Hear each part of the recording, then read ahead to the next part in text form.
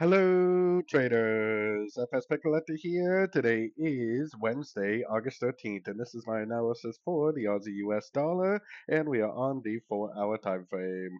So on the Aussie dollar, I got my Fibonacci retracement on this move down right here. If we get a Fibonacci bounce and a break of structure to the downside on this time frame, I definitely would go back to being bearish because there's always a possibility this move up is a pullback to this move down. But based on the US dollar index analysis, I think that the dollar is going down. I think that that means that this is likely to keep on going up.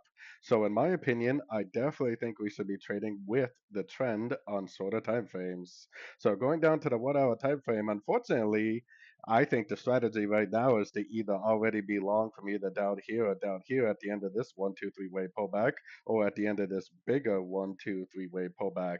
I definitely wouldn't be trying to go long now. I definitely wouldn't be trying to go short now. I would have to wait for a decent 1, 2, 3 way pullback like this in order to go long again for the continuation of the uptrend. So, like I said, the strategy right now is to either be long, looking for an exit, or in my opinion, the strategy is to be patiently waiting for more pullbacks to go long again.